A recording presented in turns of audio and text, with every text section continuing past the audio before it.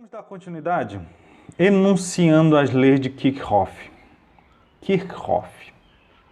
Primeira lei das duas é a lei dos nós. O que é a ideia? Imagina que eu tenho em uma parte do circuito aquele ponto Q, bom, eu vou chamar de ponto Q, não vou chamar de nó. Na verdade, acaba sendo um nó, né? Senão, como é que a gente vai analisar a lei dos nós? Em que correntes estão atravessando aquele nó. O que a gente percebe? Que tem duas correntes, a I1 e I2, que estão chegando, e tem I3 e I4 que estão saindo daquele nó. A lei dos nós diz que a somatória das correntes que chegam em um nó é igual à somatória das correntes que saem. Como é que nós podemos escrever para esse exemplo aqui? Podemos escrever que I1 mais I2, são as correntes que chegam, né? Igual a I3 mais I4. Mas você vai ter que analisar todas as vezes para saber quem é que está chegando, quem é que está saindo, para jogar o valor correto. Muito bem. Só isso aqui, tá? Depois a gente vê como é que ela funciona. Nós temos também a lei das malhas. Por enquanto, deixa eu sair, vou para cá. Como é que seria a lei das malhas? A lei das malhas diz que a somatória em uma malha, certo? Um ramo fechado, que é uma malha, a somatória das DDPs, ela tem que dar zero. Logicamente, porque eu estou em um ponto, vou circular, passear pelo circuito e voltar para o mesmo ponto. Então, a somatória das DDPs vai dar zero. O que é interessante a gente fazer aqui é definir um sentido de corrente para a malha. Que no caso você está vendo ali ao redor da letra alfa uma setinha, correto? Aquilo ali seria a definição arbitrária do sentido da corrente. Não é que necessariamente aquela corrente vai ser naquele sentido, mas é para a gente começar. E aí, dependendo dos sinais que forem aparecendo, você vai percebendo se aquele sentido estava correto ou não. Olha só as análises que nós podemos fazer. Calculando os potenciais, aquele resistor R1, o que está lá em cima no segmento de A para C, nós percebemos que a DDP dele vai ser a resistência 1 vezes a corrente 3. E vai ser um valor positivo, porque a corrente 3 está no mesmo sentido da malha. Aqui no caso, ó, a corrente entrou pelo polo positivo, então isso aqui é um receptor. Então beleza, esse valor aqui ele é positivo. Já como a corrente também está, a I2 está seguindo a mesma direção, então se eu pegar esse R2, o Rzinho 2 com a corrente 2, também vai dar um valor positivo, essa DDP.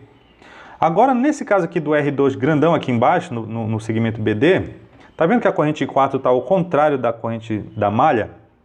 Então, a DDP aqui vai ser o resistor vezes a corrente 4, né?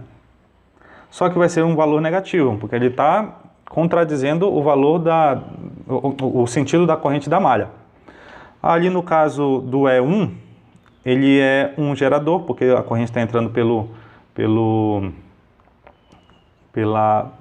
polo negativo, e essa DDP vai ser R1, aqui em cima, né, vezes a corrente I1, positivo, porque está no mesmo sentido. Então, olha como é que ficaria a lei de Kirchhoff, olha como é que ficaria a segunda lei de Kirchhoff, ou lei das malhas. Então, ficaria R1 e 3 mais E2, né, estou fazendo sentido lá, mais R2 e 2 menos R2 e 4 menos E1, né, ali no gerador, mais R1 e 1, isso tudo tem que dar zero, viu? A somatória de todas as DDPs dá zero. Se você perceber, nada mais é do que a lei de Ohm generalizada, só que aquela DDP final é zero. Viu que eu peguei todas as somatórias, né, dos resistores, só que são correntes diferentes, que lá a gente aplica para um ramo. Bora ver isso aqui, como é que a gente finaliza essa ideia. Quando você tiver uma rede elétrica, ou seja, toda aquela composição, estou trazendo de volta aquela imagem lá de cima, de nós, de ramos, de malhas, como é que nós precisamos fazer? Primeiro, esse aqui é o roteiro, é a receita de bolo. Nomear os nós, reconhece e logicamente, vai colocar uma letra para cada nó. Logo depois, você marca as malhas, de preferência colocando mesmo uma letra grega lá no meio. A gente representa normalmente pela letra grega para não criar confusão lá com os nós. Representa as malhas, marca essas malhas. O outro ponto seria apontar as correntes dos ramos. Vou colocar assim, corrente ramos, certo? Deixa eu mudar aqui a caneta. Tipo assim, você colocaria para cá I1, I2, vou colocar, até exagerar, colocar I3 para cá. O que é importante você perceber? Cuidado, você não pode, ao definir essas correntes, colocar só corrente chegando ou corrente saindo. Sempre tem que balancear.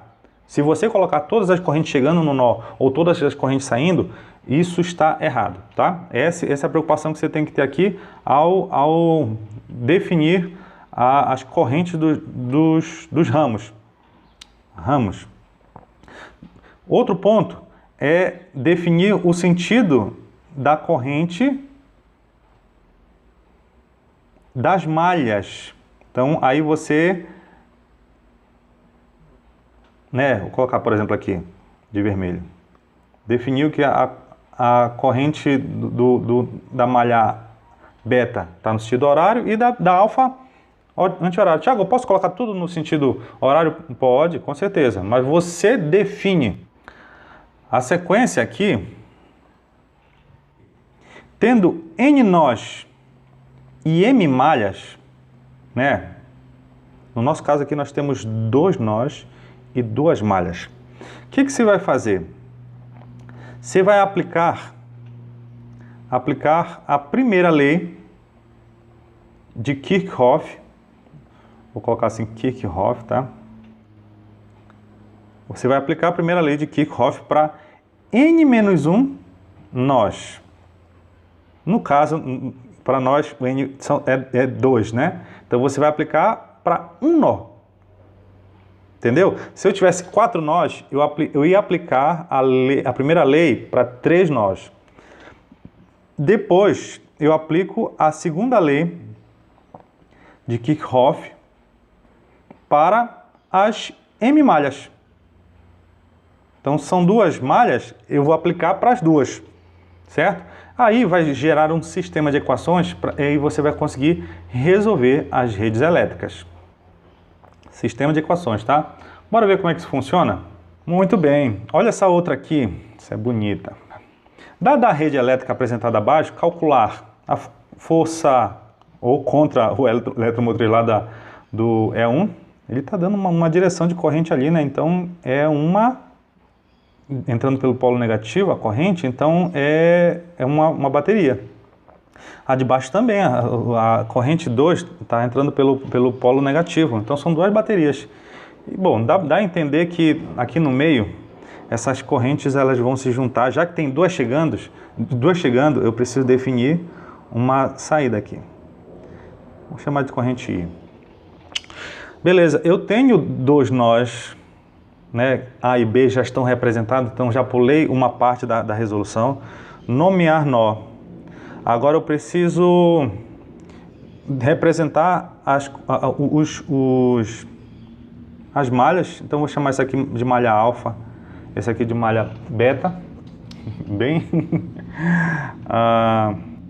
bem criativo, né? Bom, agora eu defino as correntes nos nós, que eu acabei fazendo isso, né? Tem 2 entrando, faltou definir uma, e como só tem entrando, tem que colocar uma saindo. E no caso, no nó B, dá para perceber que essa daqui é a de 3 ampere, essa aqui é a de 2, e essa aqui foi a que eu defini como I. É isso que eu tenho que fazer, para analisar a lei dos nós nos nós, né? no circuito, na rede elétrica. A definir agora a direção, né, do sentido das malhas. Está fácil nesse caso. Dá para perceber que da malha alfa é assim e da malha beta é assim. Nem sempre vai ser fácil desse jeito, tá? Mas mesmo que não seja, a gente tem que definir e acabou. Eu tenho quantos nós? Ó, tenho 2 nós e tenho 2 malhas. Então eu tenho que aplicar a lei dos nós para um nó, né? Não é n-1? Bora ver como é que funciona isso então. Vou escolher o nó A. Beleza. No nó A, a somatória das correntes que chega, que no caso é 3 mais 2, tem que ser a somatória das correntes que saem. Então, fácil, nem precisar de tudo isso, né? Mas aqui tá fácil, mas é porque a gente precisa seguir um padrão, porque às vezes nem sempre vai ser tão direto assim. E às vezes vai ser literal também, a gente vai precisar... O que eu estou fazendo, rapaz? Isso aqui não é uma resposta. Beleza. E agora eu posso aplicar a lei das malhas para as 2 malhas. Bora aplicar. Para descobrir o E1, eu vou mexer com a malha alfa, tá? De repente é interessante. O que a gente pode fazer? Bom, definir as correntes já, né? Bora ver a somatória, então. Começar lá em cima. Então, eu tenho aquele resistor de 5,5, então ele está no sentido correto da corrente, então vai ser 5,5 vezes a corrente 3, essa é a DDP dele. O E1 entrou pela parte negativa, então é menos E1. Passou pelo resistor de 0,5, qual é a DDP? 0,5 vezes a corrente, 3. Fechou, desceu, passou pelo nó A, agora 0,5, resistor de 0,5 vezes a corrente I, que no caso é 5, tá? Certo? A corrente I é 5. Entrou pelo polo positivo aqui do 4,5, então é mais 4,5. Passou pelo resistor de 1 vezes a resistência, vezes a corrente que está passando aqui, que é 5, a gente calculou, e fechou o nó. Então isso tem que dar 0. Bora fazer esse cálculo aqui, então. 5,5 vezes 3. 3 vezes 5 dá 15. Vai 1, 15 e 1, 16 com uma vírgula. Menos é 1.